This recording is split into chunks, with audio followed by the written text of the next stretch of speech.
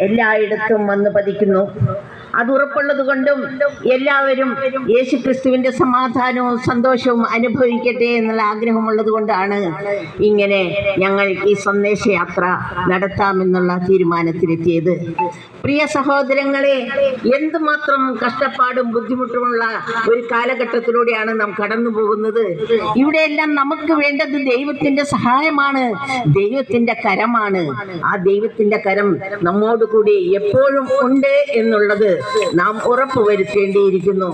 നമ്മുടെ ഹൃദയങ്ങൾ നമ്മൾ വിശുദ്ധിയിലാക്കി കഴിഞ്ഞാൽ തീർച്ചയായും ദൈവത്തിന്റെ സമാധാനവും സന്തോഷവും നമ്മളിൽ വസിക്കും.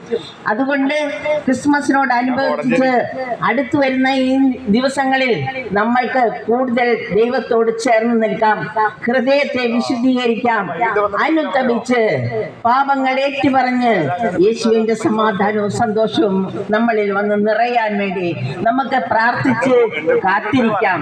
തീർച്ചയായും യേശുക്രിസ്തു നമ്മുടെ ഹൃദയങ്ങളിൽ വന്ന് വസിക്കണം. ഉണ്ണീശോ നമ്മുടെ ഹൃദയങ്ങളിൽ വന്ന് വസിക്കണം. അല്ലാതെ നമ്മൾ കുറച്ച് ആഘോഷിച്ച് കാര്യമില്ല.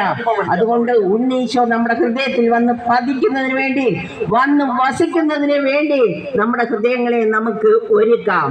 അപ്പോൾ നമ്മുടെ സന്നിധിയിലേക്ക്, നമ്മുടെ ഹൃദയങ്ങളിലേക്ക് യേശുവിന്റെ സാന്നിധ്യം വന്ന് നിറയുമ്പോൾ നമ്മൾ അനുഭവിച്ചിട്ടില്ലാത്ത സന്തോഷവും സമാധാനവും നമുക്ക് അനുഭവിക്കാൻ സാധിക്കും.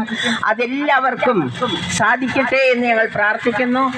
എല്ലാവർക്കും ക്രിസ്മസിന്റെ മംഗളങ്ങൾ നേർന്നുകൊണ്ട് സ്നേഹപൂർവ്വം നന്ദിപൂർവ്വം നിർത്തുന്നു. Praise the lord. Thank you Jesus. Praise you Jesus. Hallelujah.